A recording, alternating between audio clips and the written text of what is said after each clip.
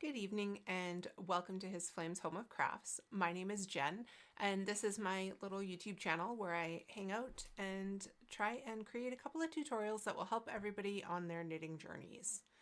Tonight we're going to cover German short rows. These can be a bit of an intimidating technique. It's used or considered more an advanced technique, but really I don't think it is, and everyone can use it successfully. It's frequently found in sweater patterns and cardigans to assist with providing shaping to a garment. Generally found in the back yoke of a shirt to help the neckline sit properly and not pull back and pull back on your neck and choke you. And it can also be found in bust darts just to add that little bit of extra fabric under the breasts so that your shirt doesn't ride up in the front.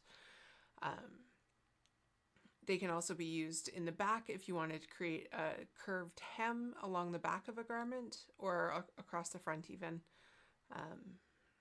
So yeah, we'll do this sort of similarly to the other tutorials that I've done. I'll walk you through the anatomy of what we're looking at and what the technique will do.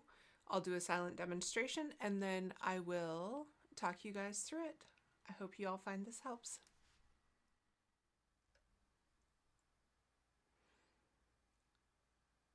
So like I mentioned in the intro, short rows are used to create additional fabric in your garment or in your piece of work. So you would knit partway across a row, usually to X number of stitches past a marker. Then you would turn your work, create a double stitch, and work your way back past the marker a certain number of stitches. Do the same thing, turn your work your way back, and you can either work inside or outside of your double stitches. So one method would be if this was the edge of your work and you're on your working edge here the same way that we have lined up here, you would knit your additional row to 2 stitches past your marker and then turn, and then you would knit back and you would knit to 2 stitches past your marker, stop, turn and knit back. And then in this type of example you would knit to your double stitch, knit your double stitch the same way you normally would, and continue knitting to 2 stitches past and stop. You turn your work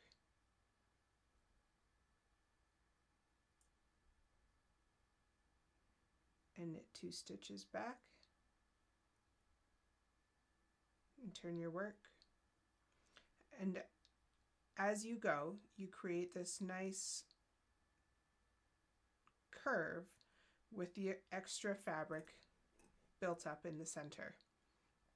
The other way this can be done is by knitting your farthest points first, which would be more, create a line. So this will create a line of even increases along a horizontal line in your project. So all the increase or all your German short row turns will occur in the same row of your fabric, where if you knit to your farthest point, say 2 stitches before the end and turn, and then come back 2 stitches before the end, turn, 2 stitches before the end, etc. You'll end up with all of your German short rows on the outside of your fabric. So just considering design elements, this type of German short row where you work from the narrowest point to a wider point would be used more frequently with a bust dart type of location where you're looking to create a horizontal line with fabric below or above it. And with this type of German short row, where you start at your widest points and go in, and all of your double stitches will end up along the outside of this curved line, that would fit really nicely in like a curved hem at the bottom of a garment. So that's roughly what a German short row is used to create, and that's two different ways of doing it. Now I'll talk you through the actual technique. So we're going to start with knitting. This will be my stitch marker. We'll knit to 2 stitches past the stitch marker, and then conduct a German short row, turn, create a double stitch, knit back 2 stitches past, and keep going like that. All right, I'll do the first set as a silent demo, and then for the next couple I will talk you through it. I'll try and do this both English and continental, but I am not as strong an English knitter as I used to be. So you would knit across your work the same way that you normally would.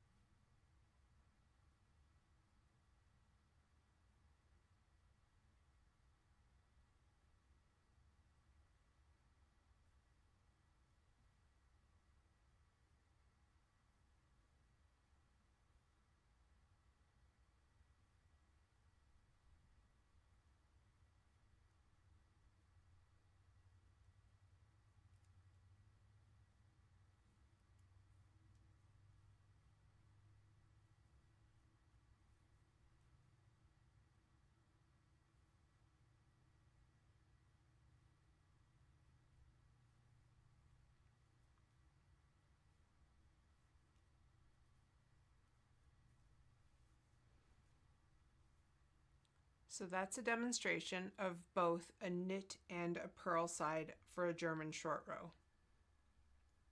So I've already resolved my double stitch that I had created on the first German short row. I've knit 2 stitches past it. So for this, your instructions will generally read knit to marker, knit X number of stitches past marker, turn. And then your next row, be it a purl or a knit, it is always the same. With yarn in front, slip your first stitch from your left hand needle to your right hand needle. Bring your working yarn up over the top of the needle to create that double stitch.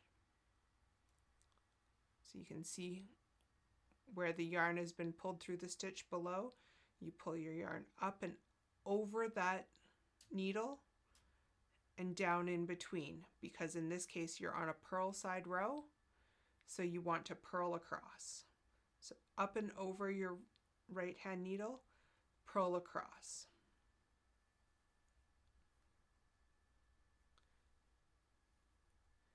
you would have removed your marker at this point because you don't need it anymore. Your instructions will now read purl to double stitch, which is right here, resolve double stitch or purl double stitch. So through both legs of that double stitch, you treat it as one, purl together, and then purl two, or whatever however many your instructions say to purl. The longer the distance between resolving the double stitch and doing your next turn, the shallower the curve in your work will be. So knit to 2 stitches past your double stitch, turn.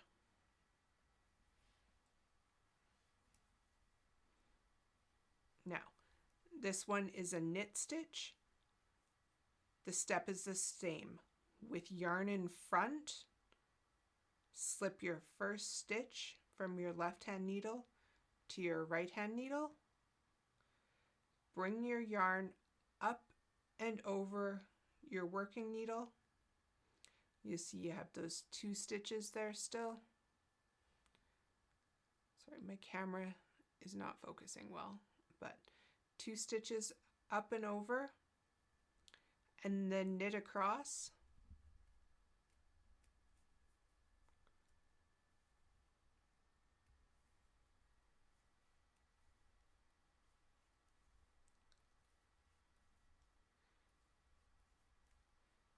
To your next double stitch. Knit your double stitch through both legs.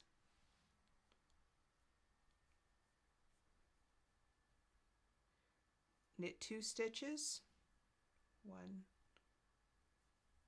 2,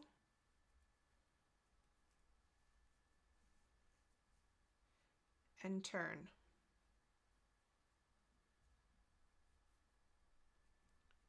With your yarn in front, slip your first stitch from your left hand needle to your right hand needle,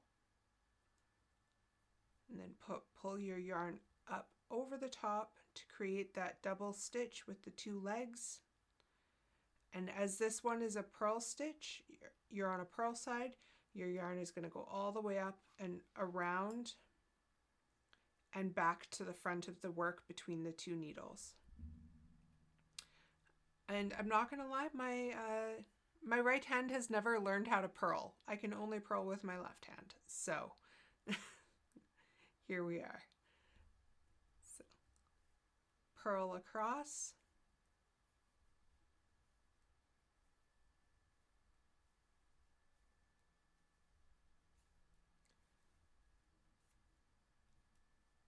Until you reach your double stitch.